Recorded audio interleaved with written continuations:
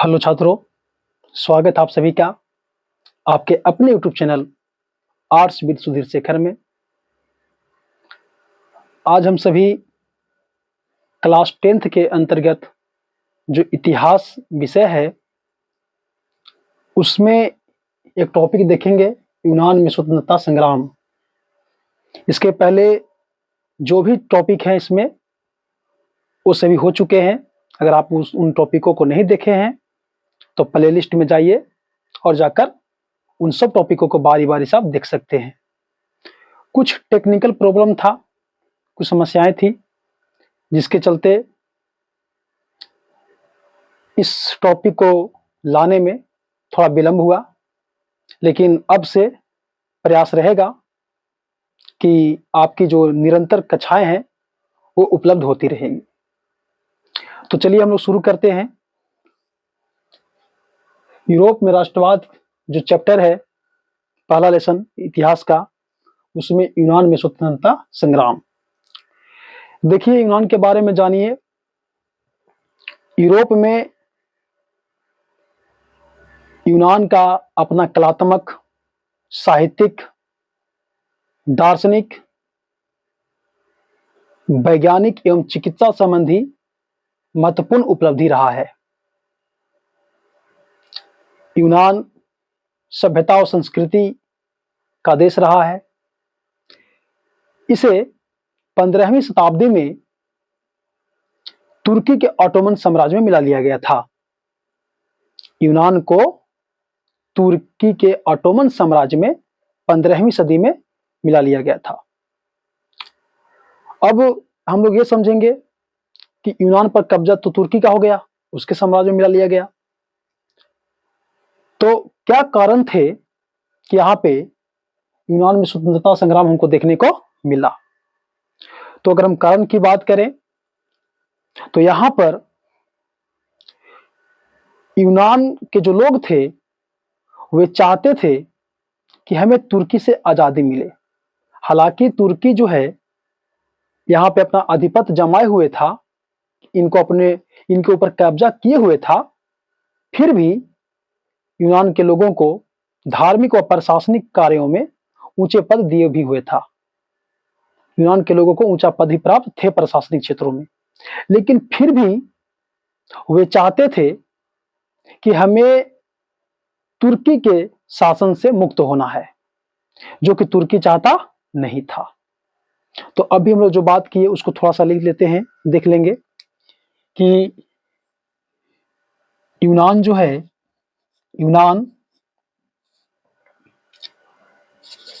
अपनी कला, साहित्य, दार्शनिक,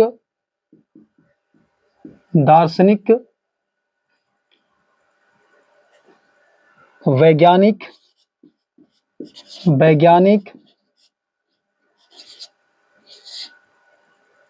एवं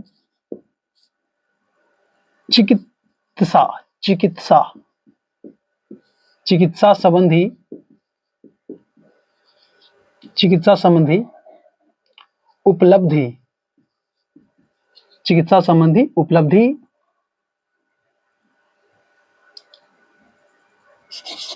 के कारण यूरोप में प्रसिद्ध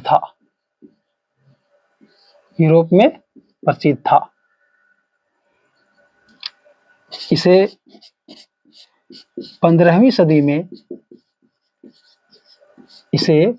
सदी में तुर्की के ऑटोमन साम्राज्य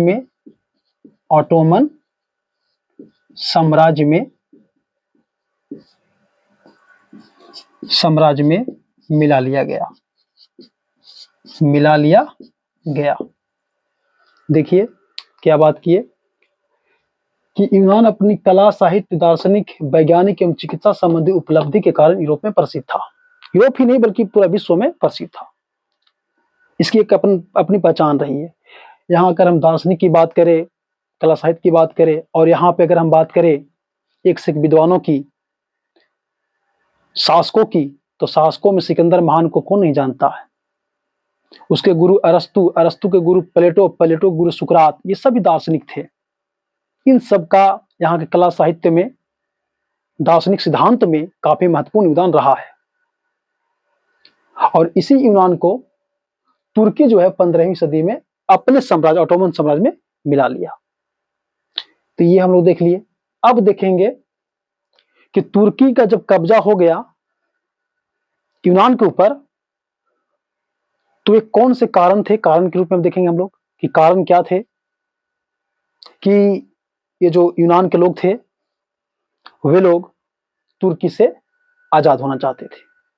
तो कारण सीधी सी बात है कि कोई भी देश अगर गुलाम रहेगा तो स्वाभाविक सी बात है उसका शोषण होगा, और शोषण से मुक्त होने के लिए, स्वयं को स्वतंत्रता दिलाने के लिए लोग स्वतंत्रता संग्राम तो करेंगे ही करेंगे, आंदोलन तो करेंगे ही करेंगे। तो यही मुख्य कारण यहां भी था। तो हम लोग देख लेंगे कारण, कारण की बात कर लेंगे। तो कारण था तुर्की से स्वतंत्रता, तुर्की से स्वतंत्रता प्राप्त करना, ये मेन कारण था यहाँ के आंदोलन का। सीधी सी बात है कि आंदोलन क्यों हुआ था, तो आजादी के लिए। हालांकि भी हम बताए कि तुर्की जो था यहाँ के लोगों को धार्मिक क्षेत्र हो गया उसमें अधिकार दिए हुए था, और प्रशासनिक क्षेत्र में अच्छे अच्छे ऊंचे ऊंचे पद भी दिए हुए था। फिर भी यूनान के लोगों को वो हजम नहीं हो रहा था, उन्हें चाहिए पूर्ण आजादी, और पूर्ण आजादी के कारण ही उन लोगों ने आंदोलन किया था। तो कारण हो गया तुर्की से स्वतंत्रता प्राप्त करना। आप इसमें एक लाइन और लिख सकते हैं, जैसे कि अभी क्या बोले कि यूनानियों को धार्मिक व प्रशासनिक, धार्मिक और प्रशासनिक, धार्मिक व प्रशासनिक क्षेत्रों में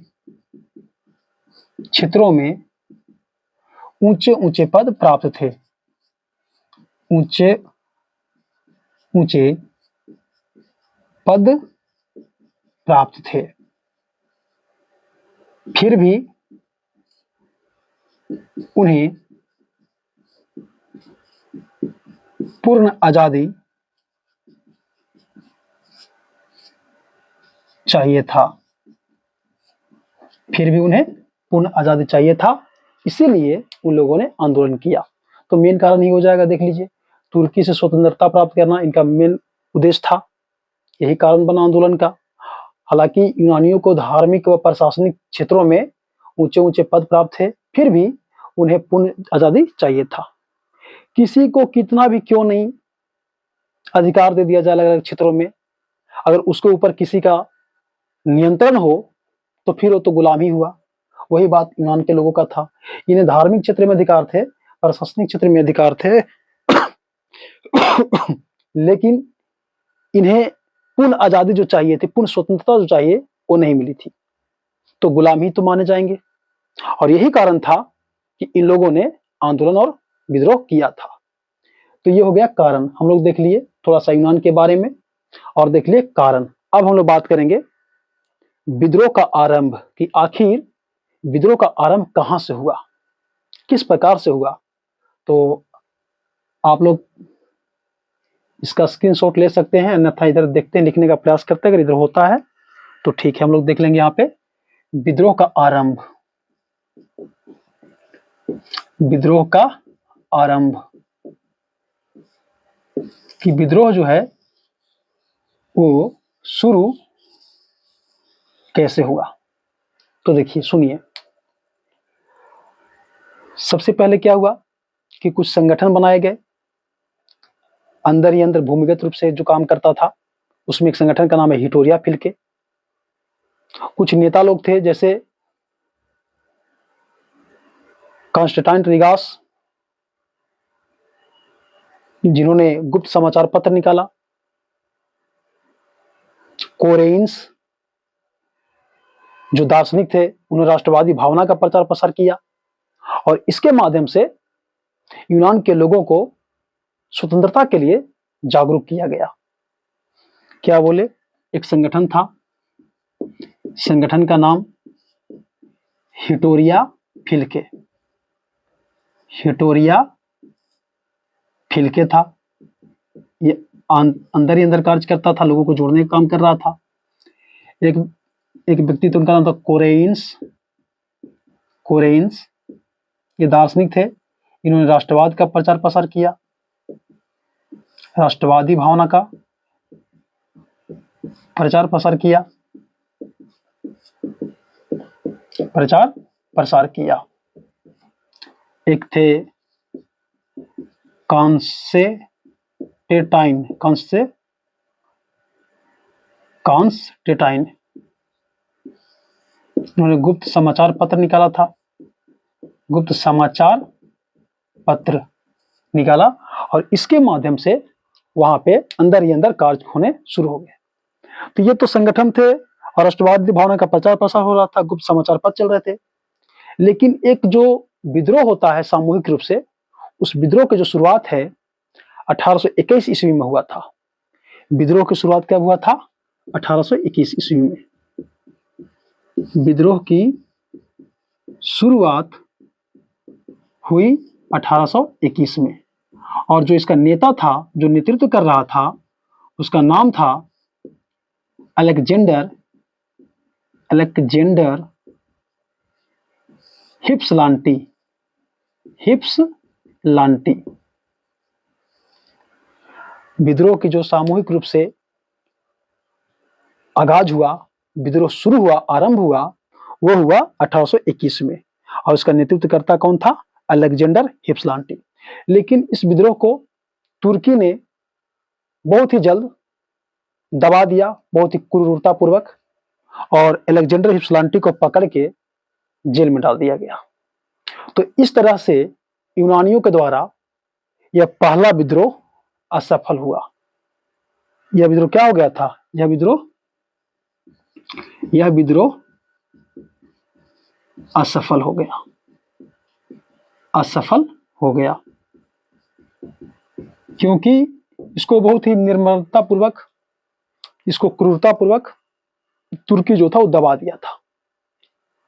इसके बाद फिर दूसरा विद्रोह शुरू होता है 1822 ईस्वी में और वह विद्रोह जो है 1822 में एक मोरिया द्वीप यहाँ पर था, मोरिया द्वीप से शुरू हुआ था। और मोरिया द्वीप में जब 1822 ईस्वी में शुरू हुआ तो इस बार अनेक देशों का समर्थन भी इन लोगों को, यूनानियों को मिलने लगा। दुनिया भर के जो देश के कवि, लेखक, इतिहासकार थे, उन लोगों ने यूरोप में यूनान को यूरोपीय सभ्यता का पालना कहा कि यूरोपीय सभ्यता का पालना है कौन? यूनान। और ये कहकर अन्य देशों ने यूनान का समर्थन किया। और दूसरा जो विद्रोह 1822 में शुरू हुआ, यह विद्रोह काफी जोर शोर से आगे बढ़ा और व्यापक रूप ले लिया, कुछ ज्यादा ही बड़ा रूप ले लिया, जितना वो तुर्की सोचा भी नहीं था। तो उसकी बात हम लोग करते हैं। तो आप लोग एक बार इसको देख लीजिए, हम लोग यूनान के बारे में देख लिए, कारण देख लिए और विद्रोह का आरंभ। एक बार इसका स्क्रीनशॉट आप लोग ले लीजिए, फिर इसको मिटा करके और इसके आगे की जो कहानी है उस पर हम लोग चर्चा करेंगे। तो एक बार आप लोग इसको स्क्रीनशॉट ले लें।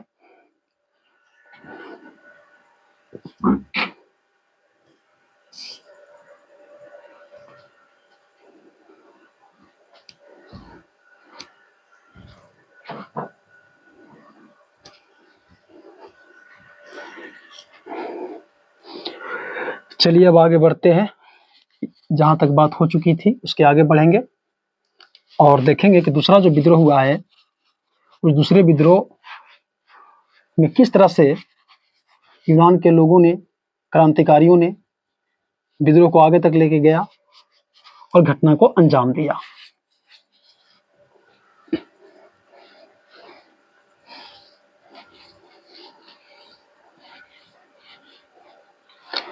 चलिए, तो क्या बोले कि दूसरा जो विद्रोह है शुरू हुआ था वो 1822 में शुरू हुआ था मोरिया द्वीप पर। और यह जो विद्रोह हुआ इसका समर्थन देश दुनिया भर के लोगों ने किया था। और दुनिया भर के जो कवि थे, लेखक थे, इतिहासकार थे, लोगों ने यूनान को यूरोपीय सभ्यता का पालना कहा और यह कहकर उसका समर्थन किया। एक अंग्रेज कवि भी थे, उनका नाम था लॉर्ड बायरन। उनका नाम था लॉर्ड बायरन। उन्होंने धन संपत्ति से भी यूनान के लोगों को सहायता किया और उनके तरफ से युद्ध में लड़े भी, युद्ध भी किए और बेचारे 1824 में वो मारे गए थे। तो देखिए, हम लोग बात करेंगे कि दूसरा विद्रोह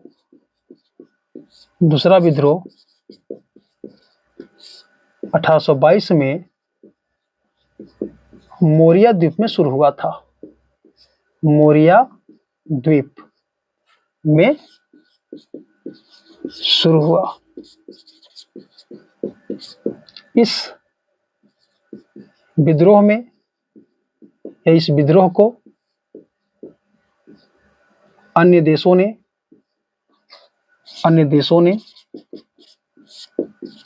ने समर्थन किया, समर्थन दिया। विश्व के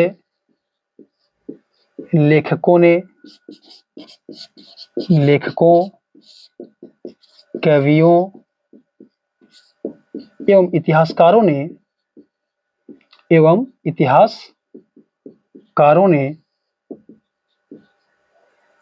यूनान को यूरोपीय सभ्यता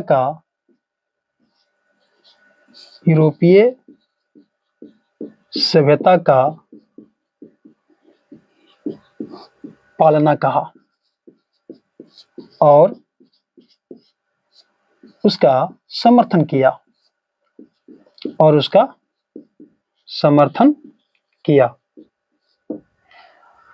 देखिए, इतना हम लोग बात किए थे कि दूसरा विद्रोह 1822 में मोरिया द्वीप में शुरू हुआ। इस विद्रोह को अन्य देशों ने समर्थन दिया। विश्व के लेखकों, कवियों एवं इतिहासकारों ने यूनान को यूरोपीय सभ्यता का पालना कहकर उसका समर्थन किया। और एक व्यक्ति थे अंग्रेज कवि लॉर्ड बायरन। उन्होंने धन संपत्ति से भी यूनानियों को हेल्प किया था, सहयोग किया था और उनकी ओर से युद्ध भी लड़े थे और उनका निधन 1824 में हो गया था। अंग्रेज कवि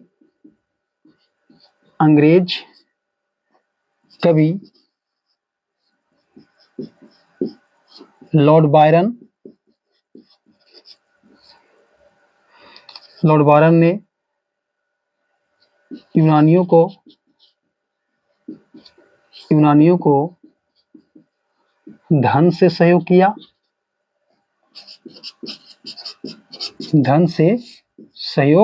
किया और उनकी ओर से युद्ध भी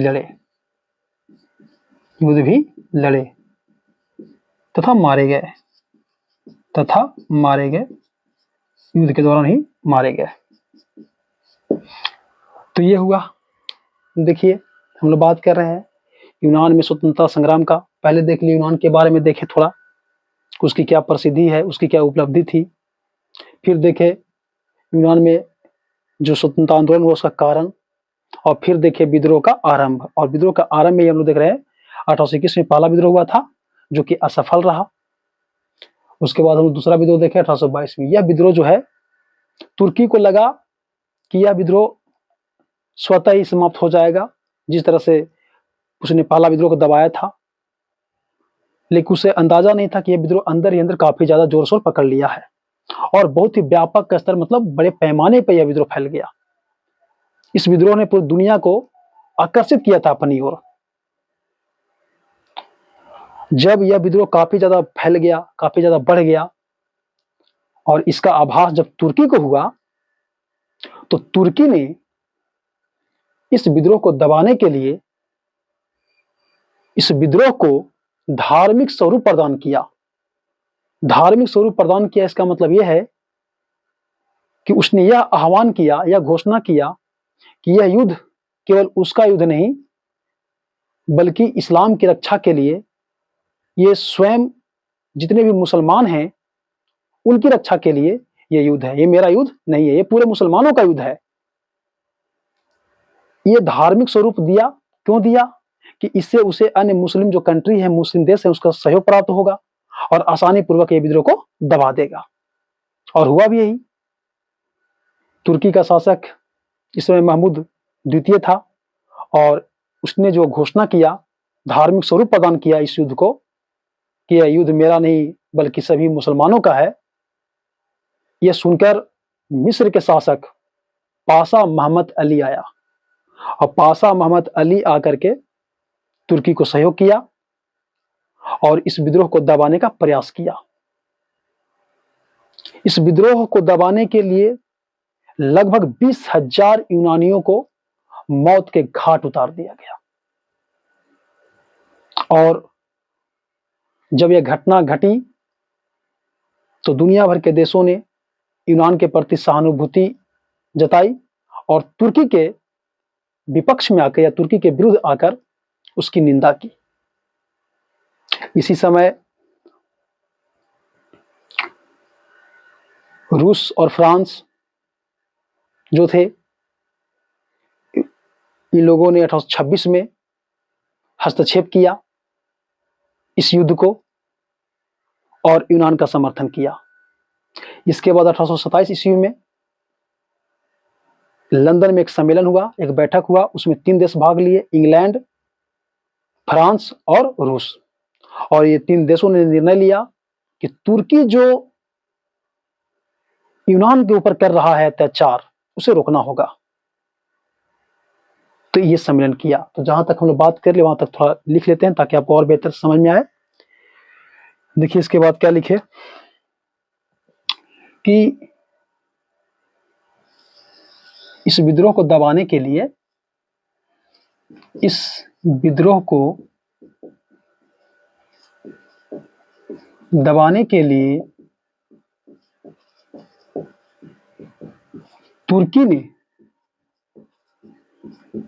तुर्की ने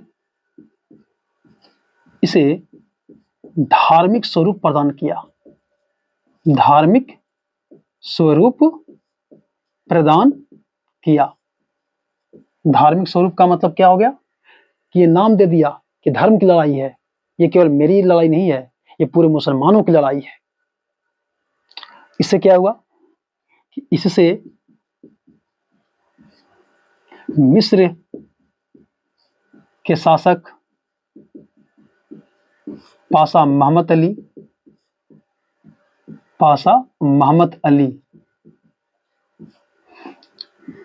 तुर्की का सहयोग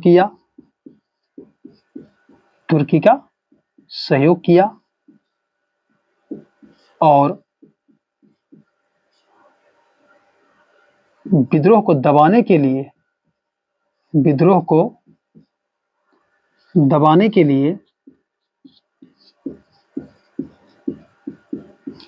लगभग 20,000 यूनानियों को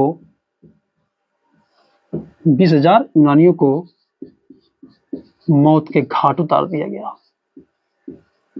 मौत के घाट उतार दिया गया मतलब मार दिया गया।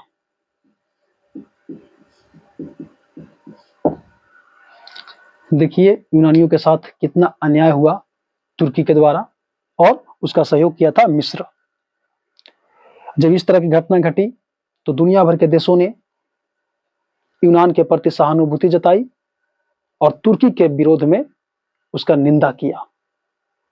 और इंग्लैंड और रूस जैसे देशों ने 1826 में इस युद्ध में हस्तक्षेप किया और यूनान का समर्थन किया। और 1827 में क्या हुआ कि लंदन में एक बैठक हुआ और बैठक में यह निर्णय लिया गया इंग्लैंड, फ्रांस और रूस के द्वारा कि यूनान को सहायता प्रदान किया जाए और तुर्की को वहां से यूनान के क्षेत्र से हटाया जाए। तो देखिए इसके बाद 1826 में इंग्लैंड व रूस ने इसमें हस्तक्षेप किया और फिर 1827 में लंदन में एक सम्मेलन हुआ, एक बैठक हुआ, एक सम्मेलन हुआ जिसमें इंग्लैंड, फ्रांस व रूस इन तीन देशों ने भाग लिया। और यूनान को समर्थन दिया। 1826 में तो हस्तक्षेप किया, मतलब इसमें इंटरफेयर करना शुरू कर दिया इन लोग। और 1827 में इन तीनों देशों ने मिलकर एक बैठक किया और बैठक में निर्णय लिया गया कि यूनान को स्वतंत्रता दिलानी है और तुर्की को वहां से हटाना है। इसके बाद 1827 में जो बैठक हुआ, इसके बाद नावारिनों की खाड़ी में रूस ने अपने इन सहयोगियों के साथ मिलकर तुर्की को हराया और वहां पे एक संधि हुई तुर्की के साथ, एड्रियानोपुल की संधि 1829 ईस्वी में। लेकिन एड्रियानोपुल की संधि को यूनान के क्रांतिकारियों ने नहीं माना। इसका मेन जो मतलब था, मेन जो कारण था, मुख्य कारण था उसका ये था, यूनान के क्रांतिकारियों को लगा कि कहीं ऐसा ना हो कि अभी वो लोग तुर्की के गुलामी के जंजीरों से आज़ाद हो रहे हैं और उनके ऊपर फिर रूस का प्रभाव आ जाए, तो इसलिए उन लोगों ने इस संधि को ठुकरा दिया। इसके बाद 1832 में एक और संधि हुई, कुस्तुनतुनिया की संधि, और इस संधि में साफ तौर पे कह दिया गया कि यूनान स्वतंत्र राष्ट्र है और बवेरिया का एक शासक था, उसका नाम था ऑटो, और उसे ही यूनान का शासक बनाया गया। और इस तरह से कुस्तुनतुनिया की संधि 1832 के द्वारा यूनान को पूर्ण स्वतंत्रता मिल गई। अब इसके ऊपर किसी का नियंत्रण या प्रभाव नहीं था और इस तरह से यूनान जो है तुर्की के शोषण से या तुर्की के शासन से स्वतंत्र हुआ। तो देखिए लास्ट में लिख देंगे 2 पॉइंट दिया। इसके बाद रूस ने नावारिनों की खाड़ी में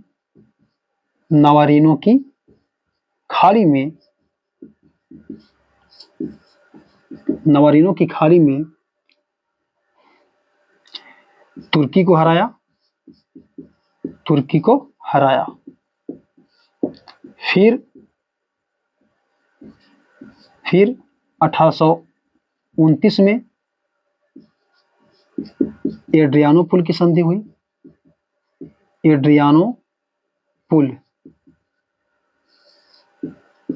हुई। जिसे यूनान ने ठुकरा दिया। यूनान ने क्या किया? यूनान ने ठुकरा दिया। इसके बाद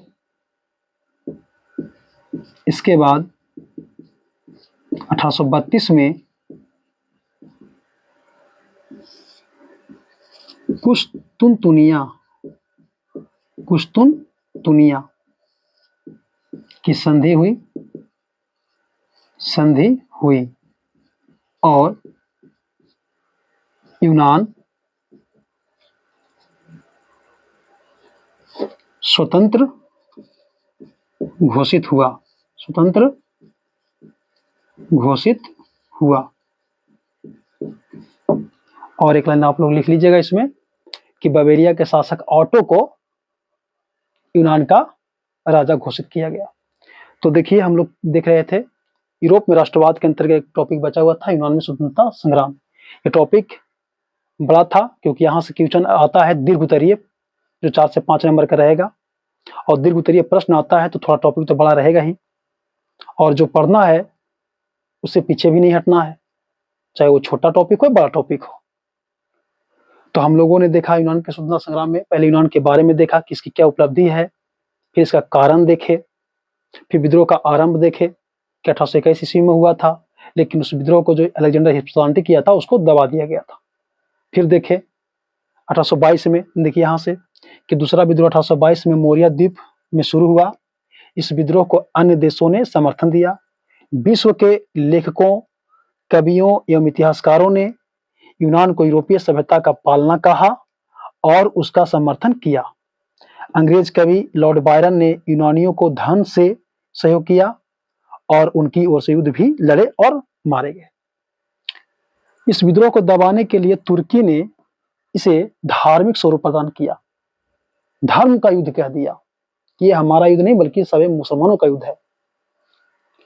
इससे मिस्र के शासक पाशा मोहम्मद अली तुर्की का सहयोग किया और विद्रोह को दबाने के लिए लगभग 20,000 यूनानियों को मौत के घाट उतार दिया गया। इसके बाद 1826 में इंग्लैंड व रूस ने इसमें हस्तक्षेप किया और फिर 1827 में लंदन में एक सम्मेलन हुआ जिसमें इंग्लैंड, फ्रांस व रूस इन 3 देशों ने भाग लिया और यूनान को समर्थन दिया। बैठक में बातचीत हुआ कि हम लोग को यूनान को समर्थन देना है और उसे गुलामी के जंजीरों से आजाद कराना है। इसके बाद रूस ने नवारिनो की खाड़ी में तुर्की को हराया। फिर 1829 में एड्रियानोपुल की संधि हुई तुर्की के साथ, लेकिन इस संधि को यूनान के लोगों ने ठुकरा दिया, जिसे यूनान ने ठुकरा दिया। इसका मतलब क्या था कि यूनानियों को डर था कि कहीं ऐसा ना हो कि तुर्की हटे और हम लोगों के ऊपर जो है रूस का प्रभाव आ जाए। लेकिन इसके जस्ट बाद, कुछ वर्षों बाद, इसके बाद 1832 में कुस्तुनतुनिया की संधि हुई और इसमें साफ तौर पे कह दिया गया कि यूनान के ऊपर किसी का नियंत्रण या प्रभाव नहीं रहेगा। यूनान एक स्वतंत्र राष्ट्र के रूप में विश्व में उभरेगा, और यही हुआ। और यहाँ पर जो एक बवेरिया प्रांत था, बवेरिया के शासक ऑटो को यूनान का सम्राट घोषित किया गया। तो इस तरह से जो यूनान में स्वतंत्रता संग्राम आंदोलन था, जो टॉपिक था, ये क्या हुआ, समाप्त हुआ। अगर आप शांतिपूर्वक इस वीडियो को देखे होंगे, एक एक बात को ध्यान से सुने होंगे, तो आपको बेहद ही तरीके से यह लेक्चर समझ में आया होगा। और इस तरह से यूरोप में राष्ट्रवाद का जो पहला चैप्टर है वह समाप्त हुआ। ऐसे ही हम लोग हिस्ट्री, ज्योग्राफी, पॉलिटी, इकोनॉमिक्स सबका बारी बारी से सिलेबस जो है चैप्टर है उसे कंप्लीट करेंगे, जिससे आपको आने वाले एग्जाम में काफ़ी ज़्यादा लाभ देखने को मिलेगा। तो अगर वीडियो पसंद आता हो तो अपने दोस्तों के बीच भी इसे शेयर जरूर करें। और चलिए अब मिलते हैं हम लोग एक नए चैप्टर और एक नए वीडियो के साथ। तब तक मिलते हैं। धन्यवाद।